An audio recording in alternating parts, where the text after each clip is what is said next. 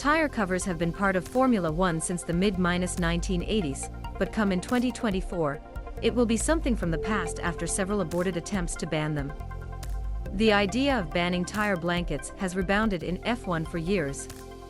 The intention was that this happened as part of the 18-inch wheels that came this year, only for it to be delayed at 2024. Reasons, which were abandoned for security reasons. There is still time for the 2024 ban to be abandoned, but there is no sign.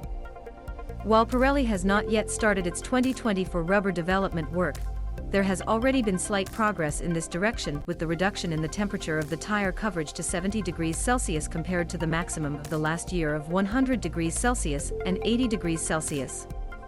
It was at Pirelli's suggestion in order to create a glide path for the warmer ban on tires, which will continue next year, with a more fall of 20 degrees Celsius to maximum 50 degrees Celsius for covers.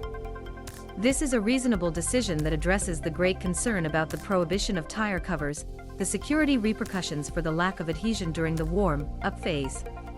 It was our request to make this step by step because the warmer prohibition is a big change for construction and compound, the head of F1 Mario Isola said.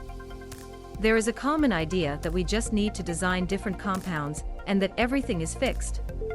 It's not like that because with these cars and their performance, we estimate an increase in cold pressure from cold, it could be more than 12 psi.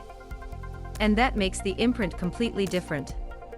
You cannot start at a very low pressure because you destroy the tire in a few corners. You must start with a pressure which is the minimum acceptable for the tire, then the copy with the period during which the pressure develops and then stabilizes. But that means that we should probably start at 20 psi, or something like that, then you go up to more than 30 psi. It is therefore a completely different situation, and we must design a new construction in order to make the footprint much more stable with a change in pressure.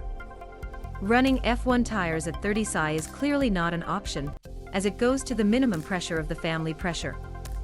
The Pirelli Formula 2 tires, which are also low-profile tires mounted on 18-inch wheels from 2020, generally increases by 6-7 psi by around 14 psi to 20-21 psi. If we have to make the same hypothesis on F1 tires,